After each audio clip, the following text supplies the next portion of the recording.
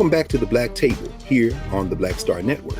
I'm your regular host, Greg Carr, and this is our weekly hour devoted to issues of particular concern to people of African descent and to others fighting to build a better society.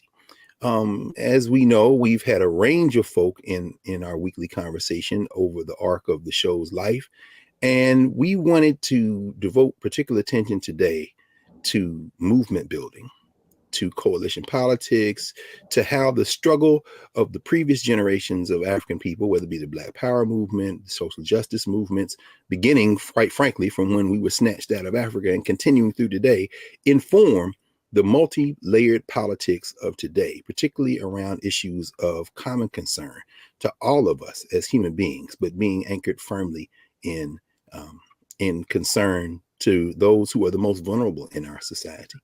And so to do that today, we've invited to the table a long distance runner, a freedom fighter who, still in the prime of her stride, represents the best in those struggle traditions and the best in those victorious traditions. And that's none other than Monifa Bandele, who is Senior Vice President and Chief Strategy Officer for Moms Rising, and who is also directs their reproductive justice work, has done a lot of work around maternal health and children, done work around the criminal justice system. I guess you could call it reforming, but really remaking in many ways.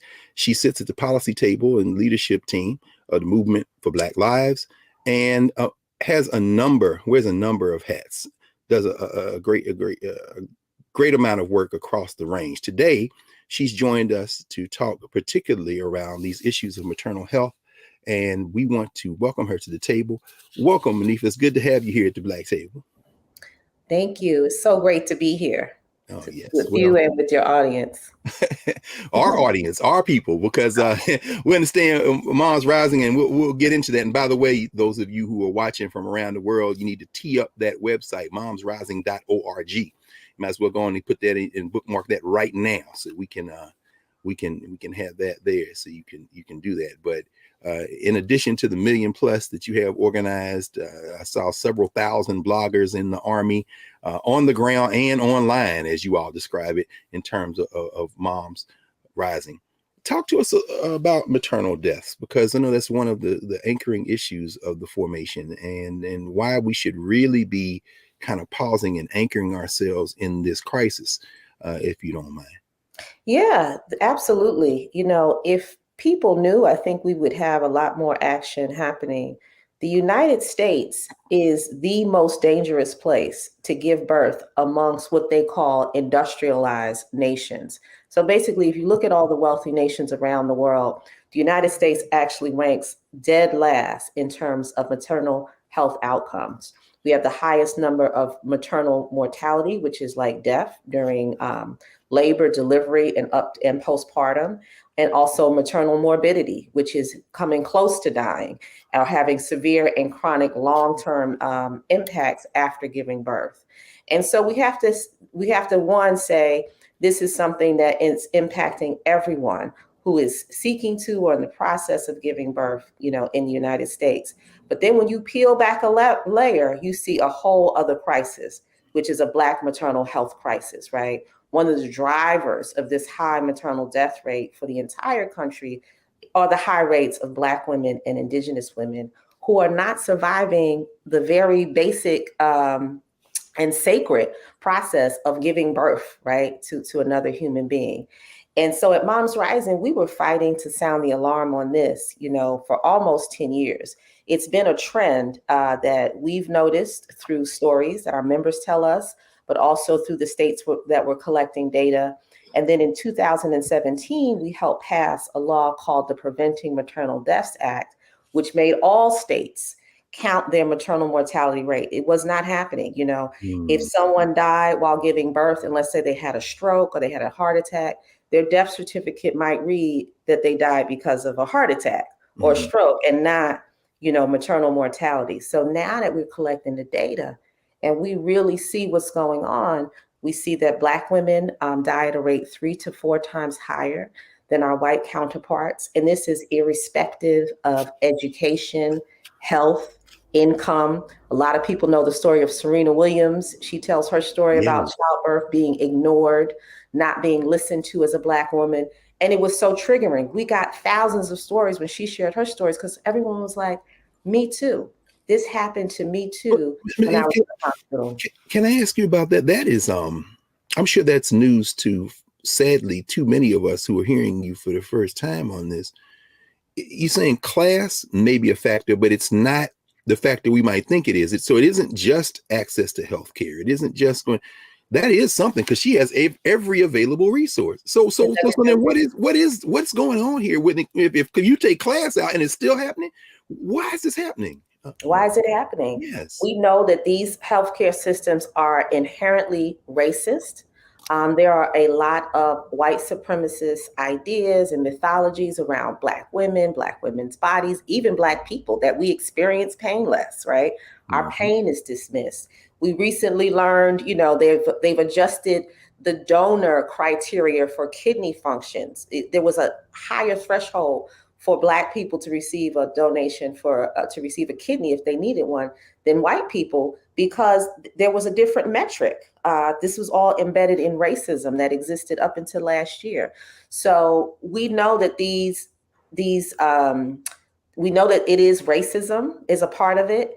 And when you combine that with everything that we know is already wrong with the healthcare system, lack of access, not really having a good public health infrastructure, then you get the crisis that you've seen.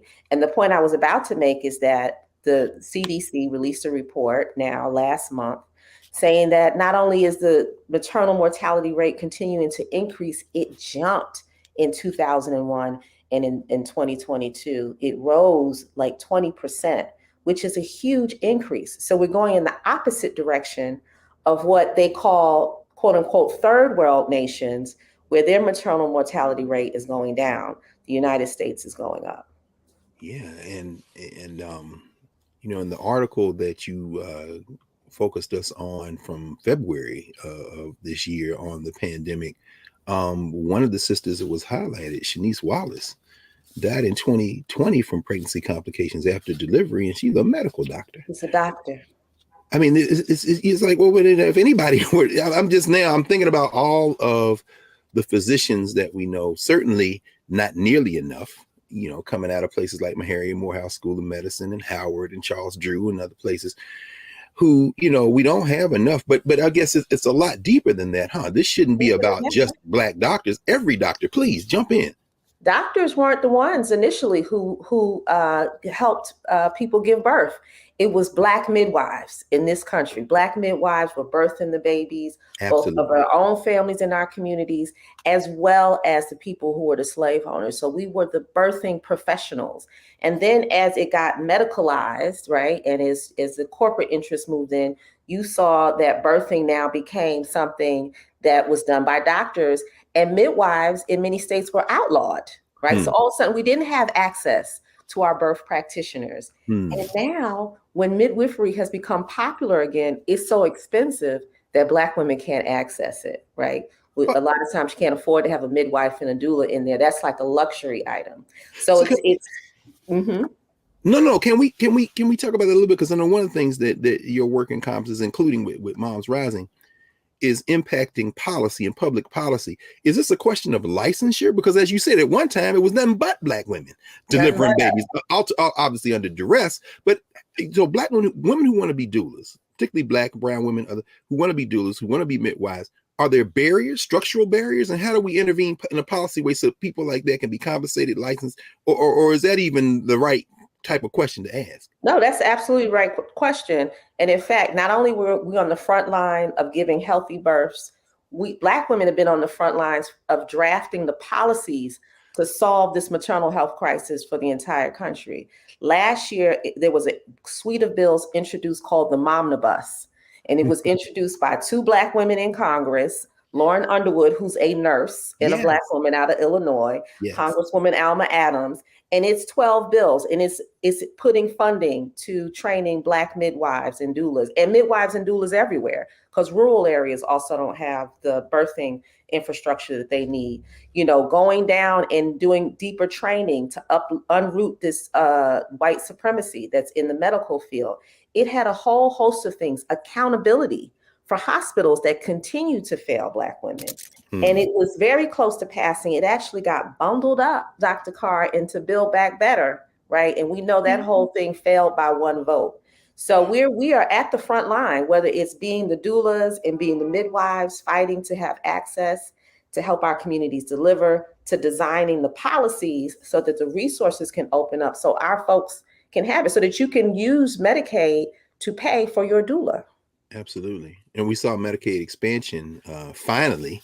I guess, was it North Carolina? In North Carolina, yes. Absolutely. I mean, and it raises a question because was that Manchin? I think was that the one vote that stopped? I guess it got tied up with, like you say, Build Back Better. That was it. It was Joe Manchin tanked Build Back Better. So by one vote, and in it you had childcare. We had, wasn't quite universal childcare, but it was getting close to what we see in other nations. There was paid family leave, and there was a whole bunch of maternal health bills in there that were part of the Momnibus led by Black women in Congress. And I'm glad you raised that. And we're going to take a break in a moment. And when we come back, can we continue that conversation? Because one of the very impressive things, among so many other things about Moms Rising, is that it is multiracial, it's intergenerational, it's wide ranging, it's organized at the state and local level. And I wonder if you have any thoughts about how this type of coalition politics is probably the only way we'll be able to beat back those who would be opponents funded by lobbyists and all this kind of thing, and how people power can trump sometimes the power of the dollar as we see it unleashed in the federal legislature, among other places. Let's talk about that when we come back, because again, people want to know what can we do, and that's why you're here today. You're gonna give us our marching orders. So got a list. Okay, so we'll be back right here in a moment here at the Black Table with Monifa Bandele and Moms Rising, and we're really, really digging into this issue today. So I hope everybody's taking notes, because we're getting some marching orders today. Back at the Black Table in a moment.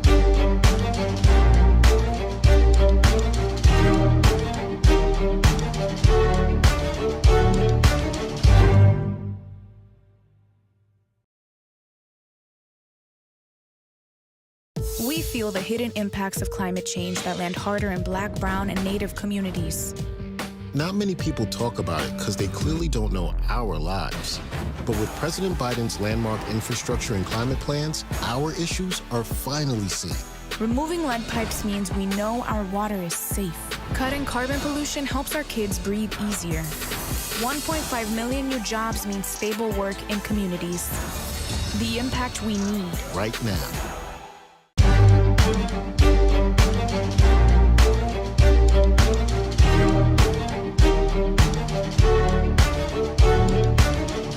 Welcome back to the Black Table here on the Black Star Network. I'm your host, Greg Carr, joined today by Monifa Bandele, the chief strategist for Moms Rising. And when we left, we were talking about this question of policy and how policymaking is important. And I'm glad you raised both Lauren Underwood, of course, who is a nurse, as you say, serves in the federal legislature, and also Alma Adams, who has been on the wall a long time out of North Carolina.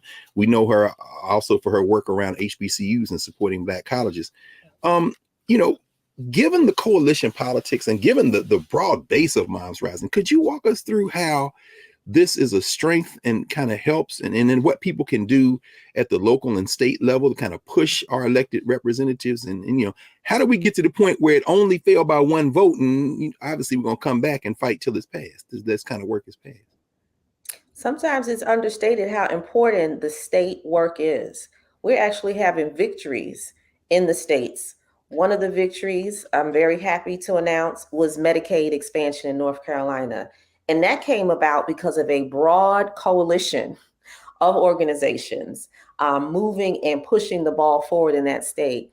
And Moms Rising in particular spent many days, many hours at the state capitol, sharing stories of our members in the state across rural to urban, across race, across class, saying that we want Medicaid expansion. And it's very important to build these multiracial coalitions, because guess what, in the United States, the largest voting demographic are white women, right? And we cannot just leave the largest voting demographic to their own devices, right? We have to push, we have to educate, and then we have to join forces to get the things that we want, specifically in policy fights, right? Maybe different in other arenas, but in this fight for policy, and Medicaid expansion is critical. I mean, for those in your audience who live in Georgia, where you see in hospitals closed down, and creating these vast deserts for healthcare, is because the state refuses to expand Medicaid,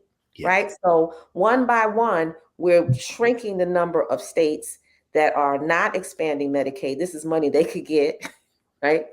It's what the people there deserve, and it will help bring down this maternal mortality rate across the board. Again, the racial disparities are not impacted by class and access, but our overall crisis as the United States is definitely impacted because we don't have this kind of like equity in our healthcare structures.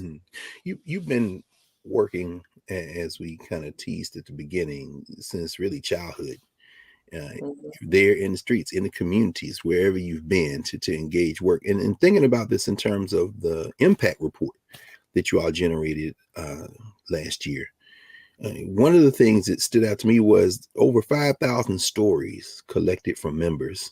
So in addition to the phone calls and the online actions and how important is people who we might think, if we just read mass media, that are open enemies, how important is it for people to share stories? Like when you mentioned those rural hospitals, whether it be Mississippi or Georgia, these are people who say, well, they're voting against their class interests. Well, did you listen to them? Did you talk to them? How important is that on the ground work of human to human contact in this work to kind of have people build coalition and move in our common interest? We're really able to expose the lies when we share stories. You know, you have a lot of lawmakers that come in and they say, well, my constituents don't want this, and my constituents aren't suffering from this. And the data and the reports may show the opposite, but nobody reads that. Nobody reads these reports coming out of policy shops except people in policy shops, right? Even the politicians aren't reading. That's right. But when we bring in, we say, well, guess what? We've got 5 moms here from your district. We reached out, we found them. They're suffering. They want you to do something different.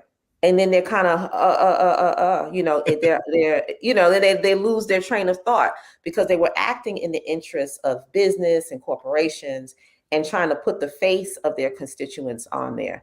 Are there people that vote against their own interests? Absolutely.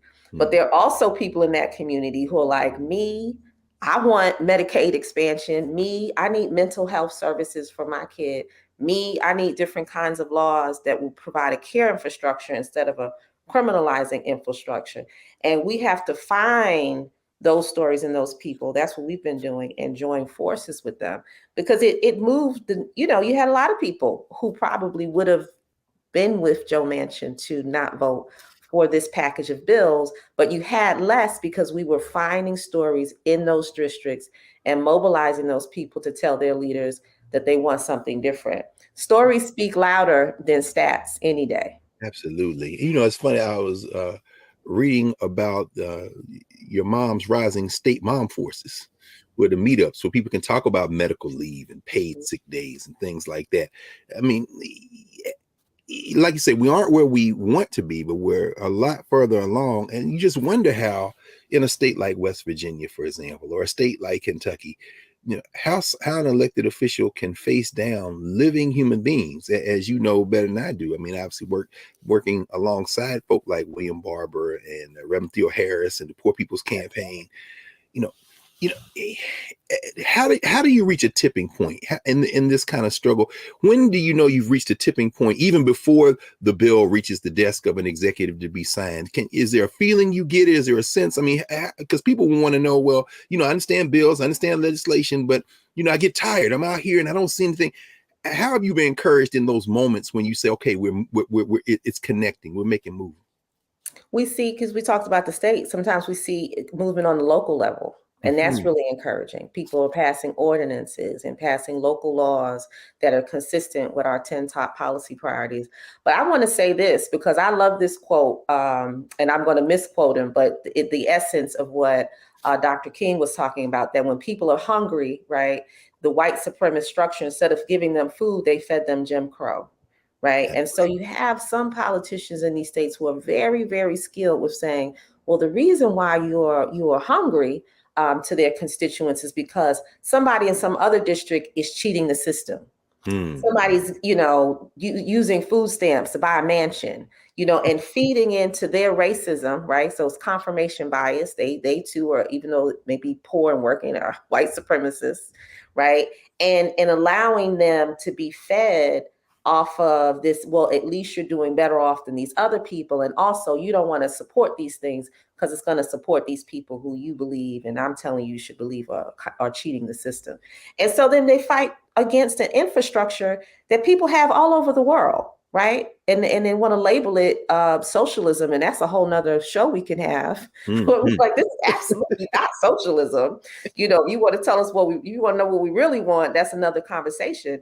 This is just to open up access to some basic needs that any society should have for folks. So we feel that there's a tipping point when we start to really see those stories come in, when people show up, just like you see with Dr. Barber, when we have rallies at these state capitals, people will show up with their kids in tow. They say, I can't get childcare, so I'm going to bring these kids with me to testify about why don't we have childcare infrastructure in this state? Why in some states, childcare costs more than college? It's absurd. That's ridiculous. That's absurd. Can we, as we kind of drive toward the next break, but can we spend a minute talking about funding? I mean, one of the things I know, one of the 10 policy items that are priorities for moms is the federal budget. And we know, of course, state and local budget has its own challenges. I mean, how do we attack the question of repurposing resources, our tax dollars? I mean, we pay into these systems. Absolutely. Another one of the amazing Black women congresswomen that I want to shout out is Cori Bush, right? And so she introduced last year, she reintroduced it, the People's Response Act. And she's saying, let's repurpose the resources that we keep putting into systems of harm, carceral systems, all these things that we know is not working, and use that money to build up public health, to build up real public safety, right? To get organizations that know how to diffuse violence before it happens, instead of dealing with it after it show up after it happens, like the police, right? And so the People's Response Act kind of reimagines federal funds and helps to direct states to put it into systems that make communities safe before the fact, that prevent violence, that prevent the traumas and the tragedies. And that's the type of vision and visionaries that we're supporting at Moms Rising. And there's many of them across the country that are in Congress and also in these state houses. Excellent. When we come back, if you don't mind, I want to maybe cover a few more of the policy areas that Moms Rising is targeting, and maybe even raise an issue that is on all of our minds in the wake of the recent shooting in Nashville, my hometown, right down the street from where I went to high school. Actually. Wow. And at the Covenant School. And I know that ending gun violence and certainly stemming the tide of violence that comes from that is one of the priorities of Moms Rising. So when we come back, let's talk about that and some of the other policy initiatives. We're with the Senior Vice President and Chief Strategy Officer for Moms Rising, our sister Monifa Bandele. We'll be back here at the Black Table in a moment.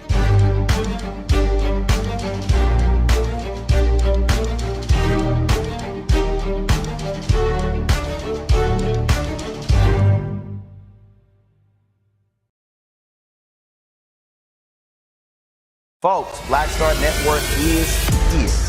Hold no punches. I'm real revolutionary right now. Support this man, Black Media. He makes sure that our stories are told.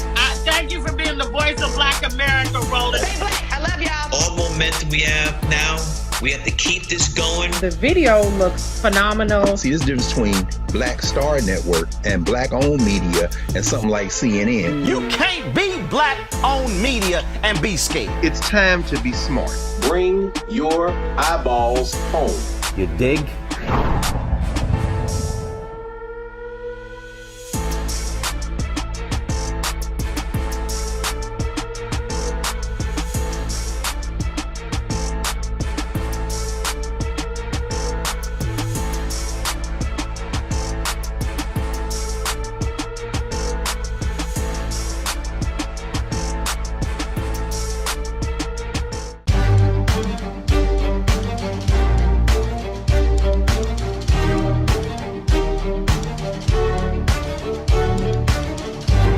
Welcome back to the Black Table here on the Black Star Network. I'm your regular host, Greg Carr.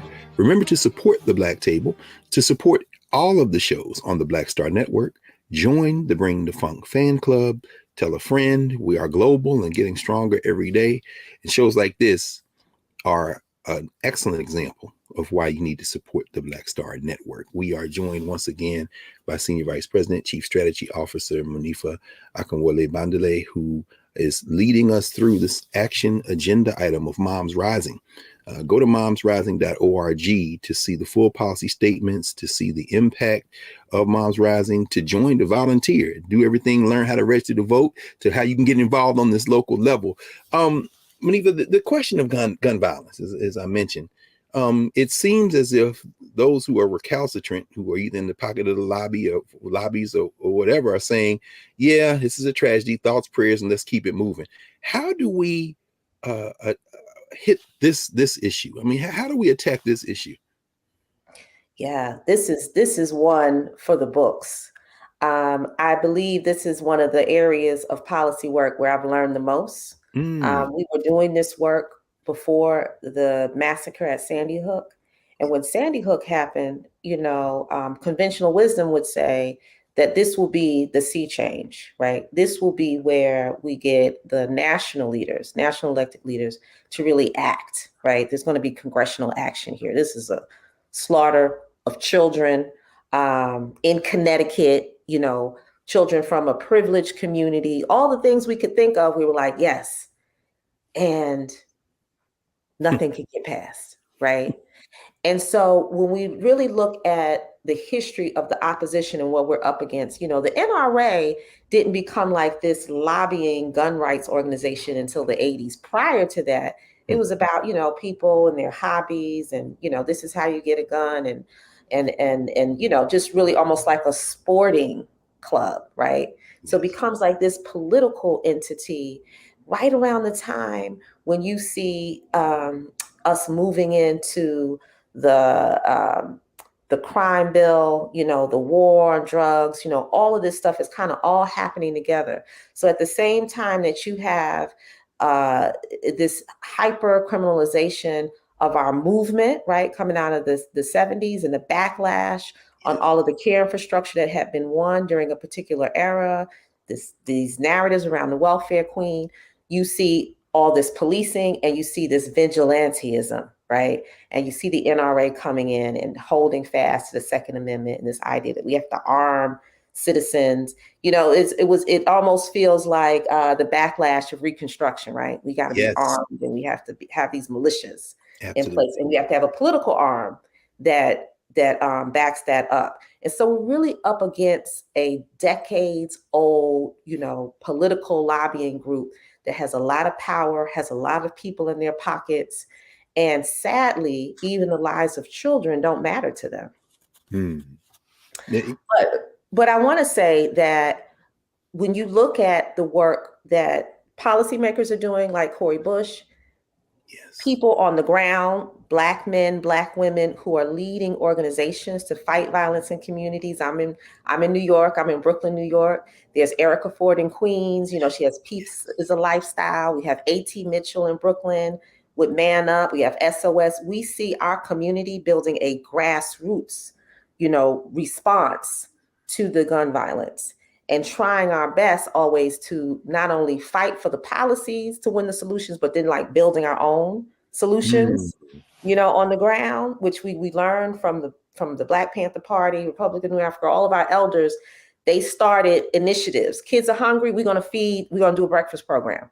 Yes. There's no first responders. We'll do Black ambulances, in Pittsburgh. We see these experiments, we study about them, and we're like, okay, we can do that too. So all's not lost, but it's just really amazing. Uvalde, what just happened in your hometown just goes to show that it is profits over people, and not just profits over people like me and you, even our children. That's right. And even all children in the country. That's right. Again, and listen, we're thrilled that you've joined us this first time. We're looking forward to having you on over and over again, because in many ways you represent that essential blending of self-determination, cultural not only awareness, but beingness, standing in our full selves and reaching out and building and connecting based on our common humanity across racial lines, across gender, across all the lines that often try to divide us or used to try to divide us. You're talking about gun violence, of course, think about this recent Supreme Court case, which is, overturned that 100-year-old plus law on carrying weapons there in New York. But it also reminds me that you have a deep experience with this multi-pronged struggle strategy, which includes the courts. I'm thinking about, of course, Floyd versus City of New York, where you triumphed in terms of stop and frisk. How important is it to blend all of these strategies? Because oftentimes, we hear people say it all the time, I'm not going to vote, or I'm not building with that person. Do you have to give up any of who you are in order to engage in multi-pronged strategy and coalition building, and whether it's the courts, the ballot box, the streets, when people say that they can't do this or the other thing, how important is it to employ this multi-pronged strategy to achieve these victories? What I ask people is that's like, don't you see the multi-pronged approach to keep you down? Like when you go, that's bars. I got it right there. When you're stopped and frisked by the police, when you get to work, you're paid less. When you try to access childcare, you can't afford it. When you go to the hospital, you're not treated fair. Is that not a multi-pronged approach, to kind of keep you boxed in to being a laborer or producer for gains outside of you, your family, your community? Like, what else is there? So if we think that it has to be either or in how we fight back, we're always going to be missing, part of what's coming at us. And so that's the piece we get stuck in. It's like, it's either or, it's either in the streets, or it's in the courts, or it's in the city hall, or it's at the state capitol. And we're like, no. First of all, there's enough of us to do all those things. We have skills in all those places, and everybody can fight where they are. One of the most, I think, emotionally inspiring moments of the uprisings in June of 2020 for me was some of the responses that we saw from labor. We were having daily protests in and around Juneteenth, right in downtown Brooklyn, and it was happening everywhere, Minneapolis, Oakland, all over the country. And we know on Juneteenth, there was rallies in every state in the nation. And I'm talking about of course, the movement for Black Lives, or if you want to call it Black Lives Matter movement protests specifically. And we were and even in New York City, they put a curfew in place, which we never had before, right? Yes. But then they would corral the protesters in before curfew. Then you're trapped in for curfew, and then arrest people, mass arrests. There was just several lawsuits won here in New York and in Philly recently. And one day, I'll never forget it. They were arresting so many people, you couldn't put them all in police cars. They had to commandeer city buses to take people to central booking, right? And on this one day near Juneteenth, we saw as people were being corralled into the buses, the bus drivers all stepped off the buses. Wow. They refused to drive. The buses were lined up Flatbush. Wow. Cops can't drive buses. And they sent out a tweet. They said, we're the Transit Workers Union. We are not the NYPD. And then we saw it happen in Minneapolis, and you saw it happen in Oakland. So you're a bus driver. You don't have to drive policy. Maybe you didn't go to City Hall, but you stood in your power, which is your union, and you said no. And people had to be let go that day. They could not get people from Barclays Center to central booking, right?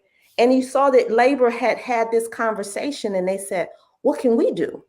Well, everyone is in that position, whether you're a nurse, doctor, whatever it is your lane is, you can be a part of the both and. That's powerful. That is so powerful. It reminds me of something that I heard you all quote, and now we can hear him voice to voice, since you have helped lead the effort to free Dr. Mutulu Shakur. Something Dr. Shakur said, the people will decide when I am released, not the state. You've given us such an example. People can make a decision from where they are. That's remarkable. And I know we're going to talk about that in our last block, how you've come to this moment, and we're going to talk about political prisoners. I'm wondering there in the People's Republic of Brooklyn, as we hear people call it reverentially, this incredible borough of seem like one of every type of human being on the planet. I know Moms deals as well with the question of immigration. I know that's something that, of course, you all have experienced firsthand growing up in a city and in a borough that is primarily immigrants, for lack of a better term. I mean, more recent immigrants. So obviously, we all got caught up in the criminal enterprise. But, you know, how important is it for us to really place immigration at the center of what so often in this country becomes a kind of domestic conversation where we look at us versus them, and you see people lining up against other people like, what are you doing? No, it's just so divisive. And we have to remember, which we always remember in Brooklyn, is that they're Black immigrants, right? Yes. When we go into these immigrant rights coalitions and campaigns, we see it's like the Black immigrants are invisible.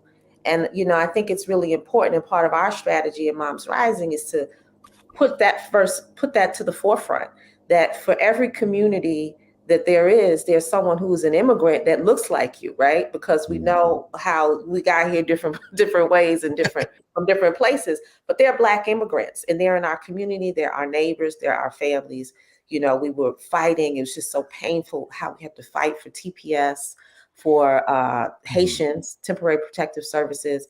And we have to highlight that there is a difference for Black immigrants, not only in the treatment at the border that we saw last year, where they were using horse reins to whip people, you know, back to the other side of the border, but also in the policies that we have coming across the various ways that you come into the country. And so that's one of the things we have to do, is uplift those stories. I talk to Black people all the time, and you would think they didn't know that they were Black immigrants. When they talk about immigrants, you're like, what? That is remarkable. You know, it's interesting. A few years ago, and I want to say, and you all know that the Akinwole Bandeles are Black through and through. One of their oldest is one of our students at Howard, and then she might have been in school at that point. Naima might have been Stephen Horsford came to campus around this issue of Black immigrants, member of Congress. And students were surprised how many members of the Congressional Black Caucus in the federal legislature are actually from, or like Ilhan Omar, obviously, or the daughters or sons of Africans who came from other places. And Clark, I mean, it's just a long list. Yvette Clarke was there, in fact, yes. And our freedom fighters. You know, we think about Stokely Carmichael. We were watching a new documentary. The family was Black Power in Lowndes County. Oh, Lowndes County, of course. Oh, that's perfect. Like she's from Trinidad, you know. How about that? But I tell you, the brother from Louisiana, I maybe I missed him. Did we see Imam Al-Amin in? I didn't see H. Rap Brown in it. But actually, we're going to come back to this. Okay. That's our point of entry for the final segment. We're going to talk about the fact that we need to, in the great words of Amari Obadele and somebody, free them all. So we're going to talk about political prisoners with our last segment here with our sister Monifa Akinwole Bandele here on the Black Table here at the Black Star Network. Y'all better call a friend, because this conversation, you're not going to hear it anywhere else, and it is vital to what we are doing as humans in the world today. Back in a moment.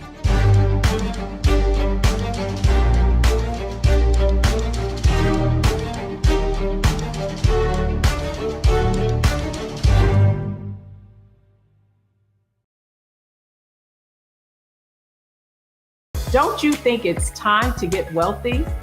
I'm Deborah Owens, America's Wealth Coach, and my new show on the Black Star Network focuses on the things your financial advisor or bank isn't telling you. So watch Get Wealthy on the Black Star Network.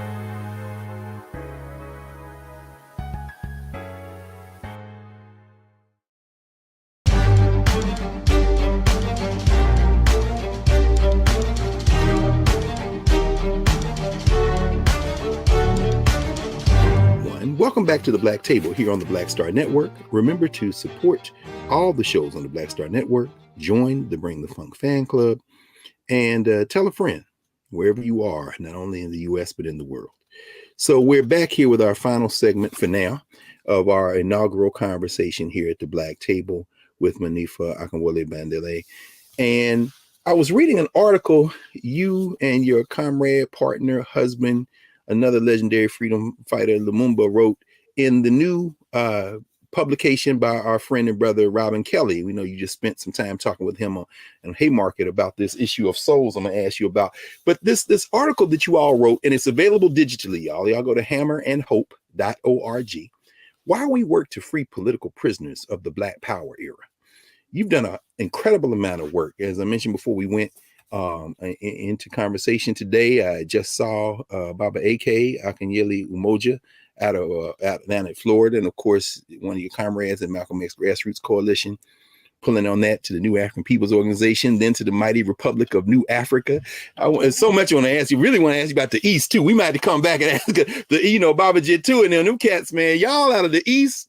You make me look. We used to just worship the ground y'all walked on, but this journal, dedicated, especially issue of souls, dedicated to Baba Mutulu Shakur, Dr. Mutulu Shakur. Why? What is a Black political prisoner, Monifa, and why should we be working so hard to free them all? Well, here's an important piece because we just talked about gun violence. There are incidents when gun policy can be passed swiftly. And that's when you see resistance movements of Black people, of Indigenous people, and Black people armed. So some of the first gun laws that we saw passed swiftly was when the Black Panther Party staged a protest, as we know, in Sacramento, California. It's an iconic photo, right? They come in and they have guns, and then all of a sudden there's all of these gun control laws in place, right?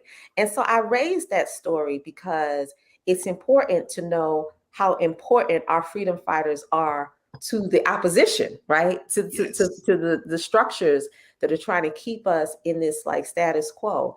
And so that should help to inform you how important they are to us, that we have to know about them. We have to know about the experiments that they did that at that time informed public policy, right? Around everything from hunger to health to community safety, and that we're cut off from it for the same reasons that Black history is under attack right now, that critical race theory is under attack right now, that any truth in education is under attack, is because it inspires you to really envision a different world and change it. What started me working on really, I knew about political prisoners before this, but the inspiration I got was when I traveled to Cuba. I was very young, to the World Youth Festival. Yes. It was in 1997 or 98, can't remember. And we met two sisters there, Nahanda Abiodun and Assata Shakur. And sitting with people who had accomplished so much, we couldn't even fathom that you could be in a prison one day in New Jersey, and now you're sitting and talking to us, in another nation under political asylum, a Black woman, and there were hundreds of us. It was like 800 youth from the United States and tens of thousands from all over the world, and it was inspiring. So it was like, okay, we can do things. But we haven't seen if Mutulu Shakur, who one of his charges was liberating Assata Shakur from prison, and Sundiata and Sekou Odinga could do this, then surely we can go back and pass some policies. Surely we can go back and launch campaigns to free them from prison. And that's when we really rolled up our sleeves and started working on this hardcore. We started a Black August hip hop project, which I think most people know, Lumumba and I. And for 10 years, artists like Common, Mos Def, Talib Kweli, The Roots, Erykah Badu, we had these annual events where from the stage, our popular cultural icons were saying, free Mutulu Shakur, free Mumia Abu Jamal. Help me with this, because I want to make sure I didn't misunderstand this. You all had, before he signed the big deals, Biggie? We had Biggie. Young people, what? Biggie was talking about free political print. Please help us understand how this people's movement, you don't have to be out there red, black, and green every day. Tell us about, because this is the golden age of hip hop, right? This was like late 90s is when we launched it. But before we even did the first Black August concert, we did a concert the year before we went to Cuba with Biggie on Mutulu Shakur. Wow. Because it's both and. Yes. You can both be doing deep political education with people of like minds, but if you don't have a strategy for the rest of our folks who aren't there yet, or who maybe are not of like mind, then we can't win. Yeah. And Biggie was with it. That's the whole thing too. It's like, so this is what happened, and this is why these people are in prison, and this was RNA, and between the RNA, which the Republican New Africa, Black Panther Party, and the Black Liberation Army, we got all these Black elders that are political prisoners. And Biggie was like, oh, bet the people understand. That's beautiful. That is beyond and he did a show right here in Brooklyn for Matuda. That is incredible. And people are listening, and we think these odds are insurmountable. But even though, as you say, like Rochelle Cinque McGee, who are another one helping Assata get out of the clutches, remains behind bars. And as you say, with this new documentary out, we don't see Jamil Al-Amin profiled the way he should, the great H. Rap Brown, who remains. However, there's a long list of Africans who have been liberated as a consequence of this work. And could you talk a little bit about the victories and what some of the work that remains to be done? Yeah, the victories have been coming in over these last couple of years. So Sekou Odinga, who I mentioned, got out, and this was the year we call it the Mike Brown year when Ferguson went up. Yes, like we were infusing free Sekou Odinga in that work, and he came out. I never forget it. There was protests in the street here in New York around Eric Garner when he came home. But since then, just last year, Sundiata Acoli, who was Assata Shakur's co-defendant, who people said would never. People would tell us all the time, Sundiata's never getting out. Sekou's never getting out. Yeah. He's home. He's home with his family. So we learned from them because they never gave up and they dreamed the impossible. And we kept at it, and we kept getting more and more people on board to support them until we had that right combination, right, of support to get them through the door. And the remaining 6, as we name them in that article of Hammer and Hope, they're not all the political prisoners that they are, but these are the 6 from our Black Power movement that remain, elders from the Black Power movement, which is, of course, Imam Jamil Al-Amin, Rochelle McGee, you have Kamal Siddiqui, you have Ed Poindexter, you have Mumia Abu Jamal, right? And you have Alonzo. So you have these 6 that still come out of those same formations that we're fighting for. And as we're doing that, we see the arrests at Cop City, right? We see another wave where the same tactics are being used to shut down protests and, political opposition to oppression. So it's really important that we not only uplift them, but that's why we wrote the article, to share the examples of how you fight these campaigns. Thank you. And we'll drop a link to that article and also to this remarkable special issue of Souls, Free the Land, Free the People, the political significance of Dr. Shakur's legacy, Mutulu Shakur. I want to talk about Mutulu. Come on, let's spend this come on now, let's do it. This last moment, because talk to us. We mentioned about, his freedom fighting, him liberating Assata Shakur from prison, but Mutulu Shakur built out internal community public health systems. So we know right now, we hear talks about the opioid crisis, and then when I was a kid, it was like, the crack crisis. But Mutulu Shakur, when the community was really in a deep crisis around drug addiction, built out community clinics. They built out community clinics to detox folks using acupuncture and acupressure, right? And then trained an army of people. And these clinics still exist in some form or another. The people that he trained continue to save our people. We have a clinic up in Harlem where the folks running it, they're like, we were trained by Dr. Shakur.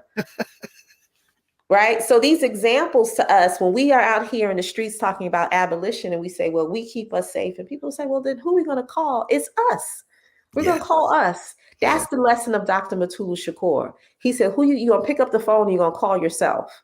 He saw that the community was struggling. He went and learned how to detox folks. He trained dozens of people, if not hundreds, on how to do it. And they built a clinic to save lives. Absolutely. This is it's so powerful because it brings it full circle. Even in just this hour we've had, the work that you're doing with Moms Rising, the work around maternal justice, around workplace justice, around healthcare, universal healthcare, all of these things. And to hear Dr. Mutulu Shakur freed by the people, the pressure of the people, having been not only grounded in that, but continue to have impact, it really does bring it full circle. How can folks who are watching this saying, I'm reinvigorated now, I really want to get involved, how can they get involved directly with some of the work that Moms Rising is doing? I don't know if you want to say anything about any other links you want to help people understand, please. Definitely want to repeat momsrising.org. I know everyone listening out there has a story to tell. We always say that Moms Rising is for everyone who is a mother or who had a mother, right? So that's everybody. That's me too. You have something to share, a story to share, and a way to help us put our 10 policy priorities in place. In terms of joining the fight to free the 6 political prisoners, you can go to the Malcolm X Grassroots Movement's website, follow our handles at mxgm.org. There's a whole list of all kinds of political prisoners on the Jericho Movement website. But I also ask people, getting out isn't easy and starting a life, to support Dr. Mutulu Shakur by going to freematulushakur.com. And we should make sure to drop that in the chat too, because he's taking donations and support to deal with his own health after having built institutions to help our health. We absolutely will do that. In fact, one of the things that Akanyele has said, that you all came out of pocket to make a few print copies of this and that they're going to be sold. And I said, AK, let me know how much, man. We're going to push that, because we have to absolutely put that floor up under Dr. Shakur, like Paul Carr, our brother Paul Coates did for his friend and brother Eddie Conway. I mean, you got to make sure when you come out that we're taken care of. This has really been a blessing for us, Monifa, and I want to thank you. Thank you, thank the family. And when you come back, you have to tell us about some of these roots, because your roots with the Black Panthers go back, and your roots with the cultural freedom fighters of several generations go back, you and your husband. And so love to you and to Lumumba, to the girls, to everyone. And thank you. Thank you for shout out to our parents. We were born into this, we'll talk about it next time. We definitely will. And shout out to our sister April Silver, always on the wall. She made sure that we made this connection, and we're going to have you back soon, because we just scratched the surface. So we'll be back in a moment to clear the table. We've had a conversation today with our sister Monifa Bandele, who is the Senior Vice President and Chief Strategy Officer for Moms Rising, sits at the policy table for the Movement for Black Lives, and is and does so much more than that. But you heard it here at the Black Table. So let's get involved. We'll be back in a moment to clear the table.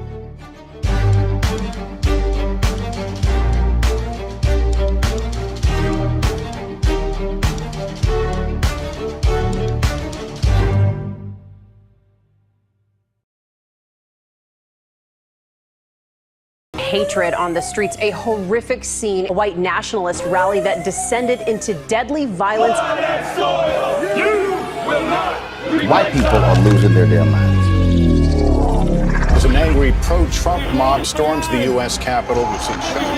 We're about to see the rise of what I call white minority resistance. We have seen white folks in this country who simply cannot tolerate black folks voting. I think what we're seeing is the inevitable result of violent denial. This is part of American history. Every time that people of color have made progress, whether real or symbolic, there has been what Carol Anderson at Emory University calls white rage as a backlash. This is the rise of the Proud Boys and the Boogaloo Boys. America, there's going to be more of this. Here's all the Proud Boys, guys. This country is getting increasingly racist in its behaviors and its attitudes because of the fear of white people. The fear that they're taking our jobs, they're taking our resources, they're taking our women. This is white fear.